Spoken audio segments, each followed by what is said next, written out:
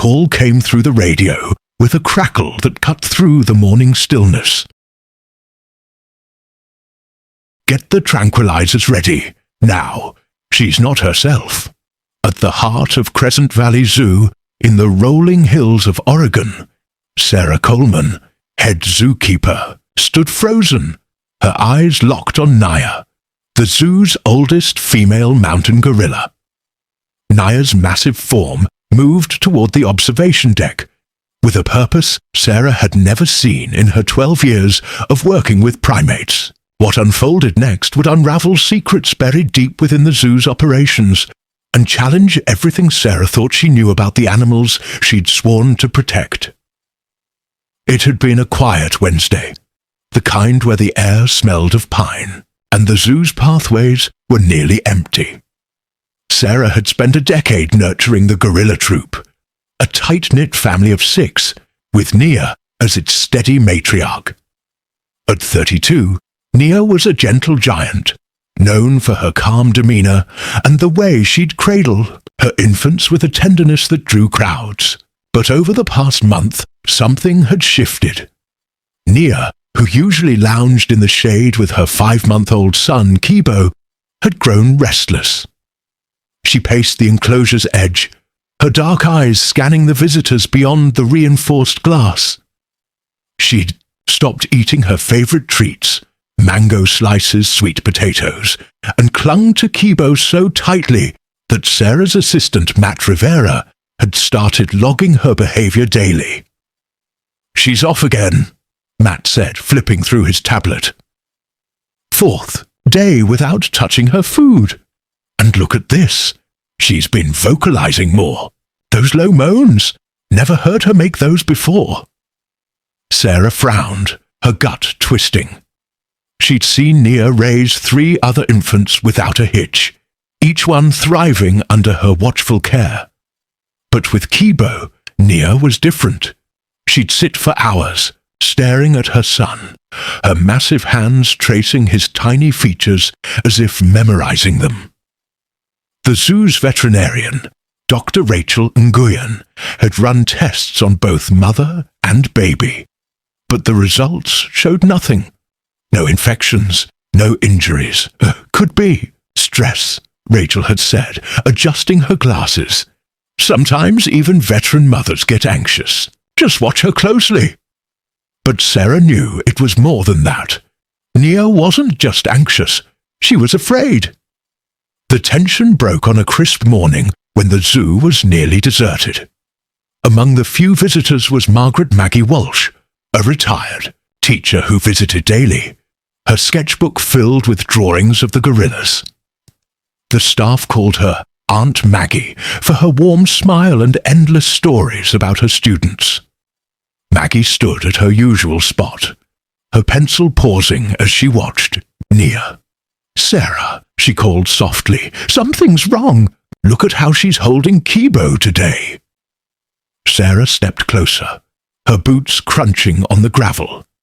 Nia was moving toward the glass, her stride deliberate. Unlike her usual protective grip, she held Kibo slightly outstretched, as if offering him to the world beyond. "Oh my God," Sarah whispered, her hand flying to her radio. "Rachel, get to the gorilla exhibit now." Nia pressed her broad forehead against the glass, her eyes boring into Maggie's. Sarah's breath caught. In Nia's gaze, she saw no aggression, only a raw, aching desperation. Nia raised one hand, pressing it to the glass directly in front of Maggie.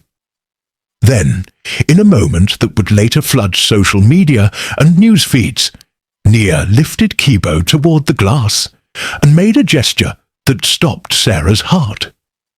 She nudged her son forward, as if trying to pass him through the barrier to Maggie.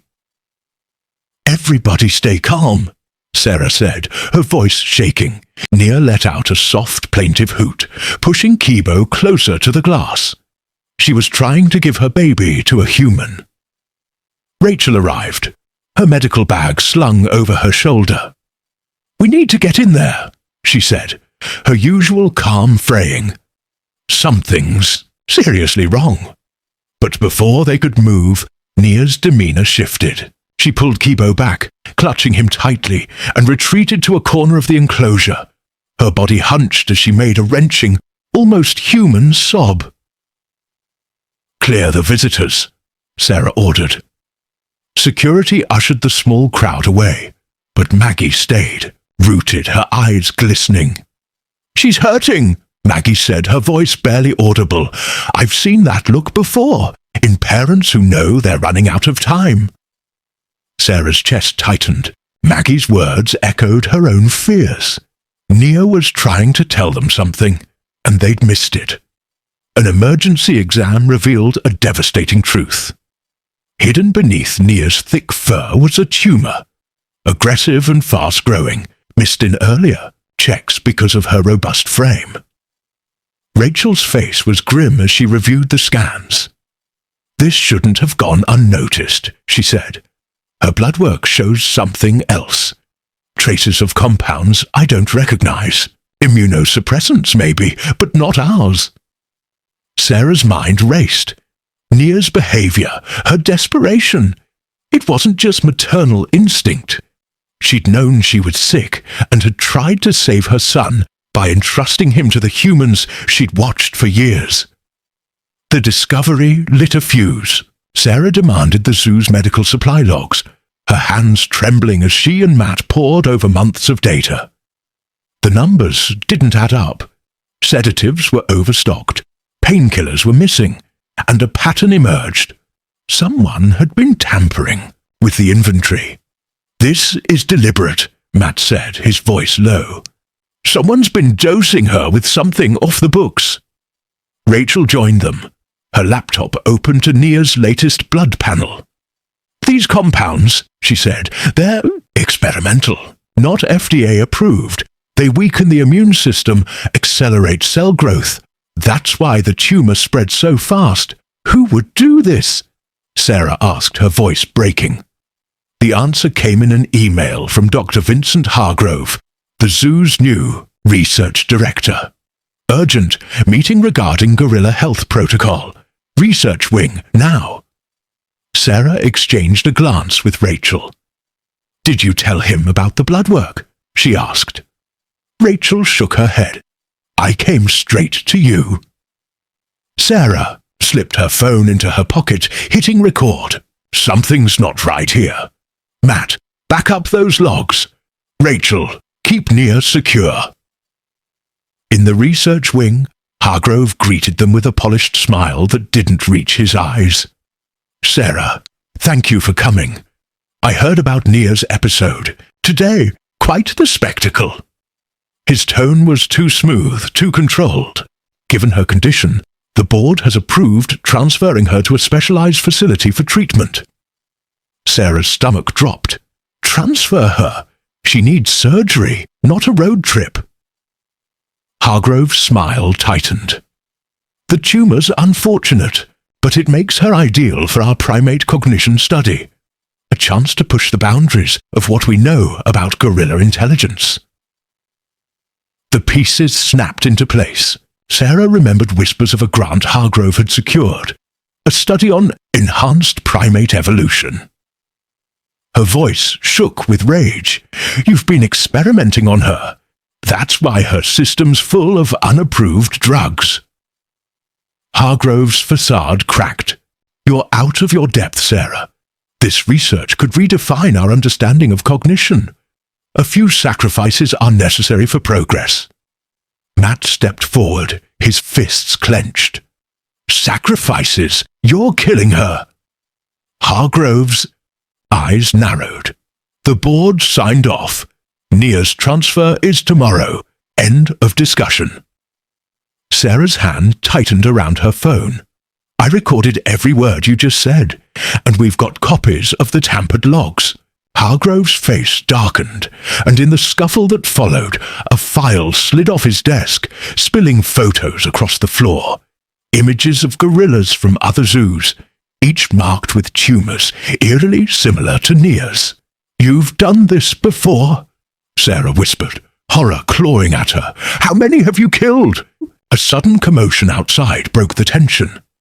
Red and blue lights flashed near the gorilla enclosure. Sarah's heart plummeted. "What did you do to her?" she demanded. Hargrove's smile was cold, predatory. "Insurance can't have a sick gorilla spilling secrets, can we? By morning, it'll be a tragic accident. A mother gorilla turned aggressive, had to be put down." Sarah bolted, Matt on her heels as Hargrove picked up his phone. "Security. 2 employees violating protocol near the gorilla exhibit. Detain them immediately." But Hargrove didn't know Sarah had already sent the tampered logs to Maggie Walsh, whose brother Tom was an investigative reporter at the Oregon Tribune. As Sarah sprinted through the zoo's winding paths, the night air sharp against her skin, she knew Nia's life hung in the balance. The gorilla who trusted her with her son's future was running out of time.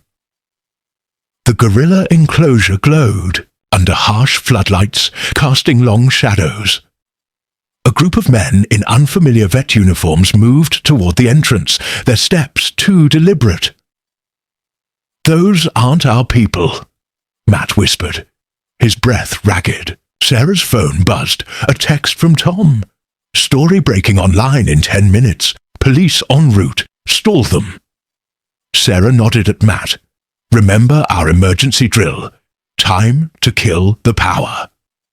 Matt grinned, slipping into the darkness toward the utility shed. Sarah approached the security team, her voice steady despite her pounding heart. "I'm the head zookeeper. What's going on here?" One of the strangers turned, a syringe glinting in his hand. "Emergency containment. The female's unstable. Orders from above." Before Sarah could respond, the zoo plunged into darkness. Shouts erupted, footsteps scrambled, and from the enclosure came Nia's deep, resonant warning call. A mother sensing danger. Sarah navigated the familiar paths by memory, her keycard granting access to the keeper's entrance. Inside, Nia was curled in the shadows, Kibo pressed against her chest. Her breathing was labored, her eyes glassy but alert. "It's me, Nia," Sarah whispered, her voice soft. "I'm here." A flashlight beam cut through the dark and Sarah tensed, but it was Rachel, flanked by 2 uniformed officers. "Crescent Valley Police!" one barked. "Hands up now!" More lights flooded the area as sirens wailed outside. Maggie's voice carried through the chaos, sharp and unyielding. "They're experimenting on endangered species. I've got proof." Hargrove burst in, his composure shattered. "This is a zoo matter. You have no jurisdiction." But a new voice cut through, a federal agent stepping forward. "Vincent Hargrove, you're under arrest for illegal experimentation, fraud, and violations of the Endangered Species Act." Sarah knelt beside Nia, who whimpered softly. Rachel moved in with her kit. "Real vets are on the way," she said. "Sarah, keep her calm." Nia's eyes met Sarah's, a flicker of recognition passing between them. Slowly, the gorilla extended a trembling hand, not to push Kibo away, but to graze Sarah's wrist, a gesture of trust that brought tears to Sarah's eyes. As dawn broke, the truth spilled out. Hargrove's operation was a web of corruption, tied to a biotech firm, testing unapproved drugs on endangered primates across multiple zoos. The story exploded online. Zoo scandal, gorillas used as lab subjects, sparking outrage and demands for reform. But for Sarah, the fight wasn't over. Nia's tumor was treatable, but the drugs in her system had done damage. The real battle was keeping her alive long enough to heal. The first rays of sunlight pierced the mist over Crescent Valley Zoo, painting the gorilla enclosure in soft gold. Sarah Coleman knelt beside Nia, the mountain gorilla's labored breaths filling the quiet. The chaos of the night, flashing sirens, Hargrove's arrest, the swarm of reporters, felt like a distant storm. But for Sarah, the real battle was here. in the dim light, with Nia's life hanging by a thread. The gorilla's hand still rested on Sarah's wrist, a fragile tether of trust. As the emergency veterinary team worked to stabilize Nia, Sarah whispered, "Hold on, girl. We're not done yet." Dr. Rachel Nguyen's voice cut through the haze. Her vitals are weak, but she's fighting. The tumor's operable, but those experimental drugs did a number on her system. We need to flush them out before surgery. Sarah nodded, her throat tight. The biotech firm's compounds, designed to accelerate cell growth for some twisted study on primate cognition, had ravaged Nia's immune system. Surgery was a gamble, but waiting wasn't an option. "Do whatever it takes," Sarah said. "She deserves a chance." Outside the zoo was a circus. News vans lined the parking lot, their cameras trained on Maggie Walsh, who stood defiant, her sketchbook clutched like a shield. "These animals aren't test subjects," she told a reporter, her voice steady despite the tremor in her hands. Nia knew she was sick. She tried to save her son. That's not instinct, that's intelligence. Maggie's brother Tom had broken the story online, and by morning, the Oregon Tribune's headline screamed across screens, "Zoo conspiracy. Endangered gorillas drugged for illegal experiments." Animal rights groups flooded social media, demanding justice, while the zoo's board scrambled to contain the fallout. Inside the keeper's office, Matt Rivera sifted through the tampered medical logs, his jaw tight. "This goes deeper than Hargrove," he said, pointing to a coded entry. These shipments, unmarked vials delivered after hours, came from a lab in Seattle. Hargrove was just the middleman. Sarah's stomach churned. The photos from Hargrove's file haunted her. Gorillas from zoos in Denver, Atlanta, San Diego, all marked with tumors. "We need to trace those shipments," she said, reservation efforts. But saving Nia came first. The surgical team arrived from a wildlife hospital in Portland, their equipment transforming the enclosure into a makeshift operating room. Sarah stayed close, her presence calming Nia as the anesthesia took hold. Kibo, separated for the first time, huddled in a corner, watched by Matt. "He's scared," Matt said, his voice soft. "He keeps looking for her." Sarah's heart ached. She remembered Nia's desperate gesture at the glass, trying to pass Kibo to Maggie. A mother's love, willing to break every natural boundary to protect her child. The surgery stretched into hours. Rachel emerged, her scrub stained, her face etched with exhaustion. "We got the tumor," she said. "It hadn't spread as far as we feared, but her system's still compromised. The next 48 hours are critical." Sarah exhaled, relief warring with dread. Nia was alive, but the drugs lingered like a poison, threatening her recovery. As the team moved Nia to a recovery area, Sarah caught Kibo's gaze. The infant gorilla reached out, his tiny hand grasping at the air. "You'll see her soon," Sarah promised, her voice breaking. The zoo board called an emergency meeting that afternoon, their faces grim behind a conference table.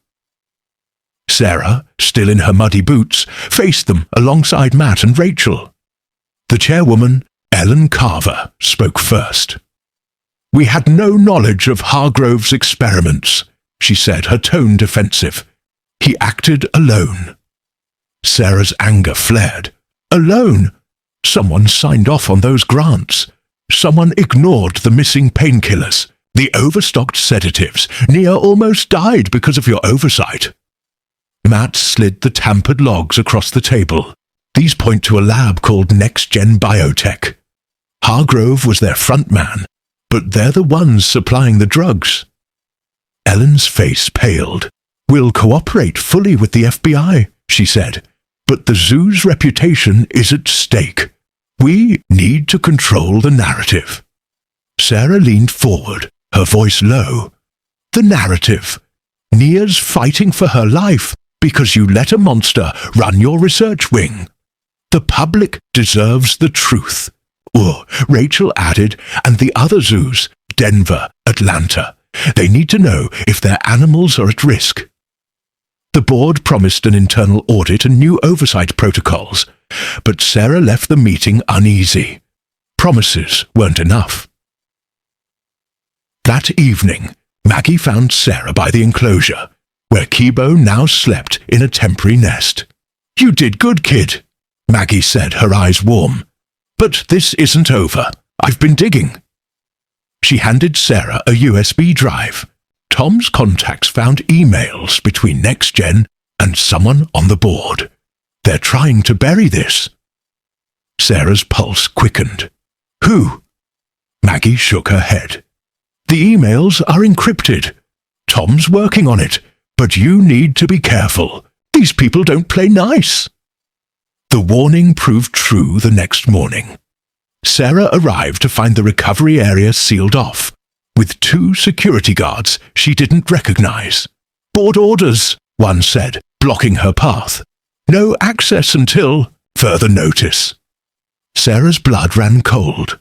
She called Rachel, who was already on her way with a federal agent. "They're trying to move Nia," Rachel said, her voice tight. "I overheard a call. NextGen wants her transferred to their private facility. They're claiming it's for specialized care." Sarah's mind raced. A transfer now could kill Nia and erase the evidence of NextGen's crimes. She found Matt at the utility shed, his face pale. "They've got Kibo too," he said. "I saw them loading a crate into a van near the back gate." Sarah's vision blurred with rage. Nia had trusted her, and now her son was being stolen. She grabbed her radio. "All staff, this is Coleman. Lock down the exits. No vehicles leave without my clearance." The zoo's gates slammed shut, but the van was already moving. Sarah sprinted toward the service road, her boots pounding the asphalt. Maggie's voice crackled through her phone. "I'm at the main gate with reporters. Keep them stalled." The van screeched to a halt as Matt blocked the road with a maintenance cart. Sarah reached the driver's side, yanking the door open. Inside was a man in a NextGen lab coat, his hands trembling. "Where's the baby?" Sarah demanded. He pointed to a crate in the back, where Kibo's frightened whimpers echoed. Before Sarah could free him, a second vehicle roared up, a black SUV with tinted windows. Ellen Carver stepped out, her face a mask of cold resolve. "Sarah, you're making a mistake," she said. "Nia's too sick to stay here. NextGen can save her." "You knew," Sarah spat, her voice shaking. "You were in on it from the start." Ellen's eyes flickered, but she didn't deny it. Progress requires hard choices. NextGen's work could save species, not just individuals. You're too small-minded to see it. The standoff shattered as federal agents swarmed the scene, their shouts drowning out Ellen's protests. "Ellen Carver, you're under arrest," an agent said, cuffing her. Sarah tore open the crate, lifting Kibo into her arms. The infant clung to her, his warmth a small victory in the storm. Nia's recovery was a slow miracle. Without the experimental drugs, her immune system began to rebuild, and by the 3rd week, she was strong enough to reunite with Kibo. Sarah watched as Nia cradled her son, her eyes bright with a quiet strength. The enclosure, once a place of desperation, now felt like a sanctuary. Maggie stood beside Sarah, sketching the pair.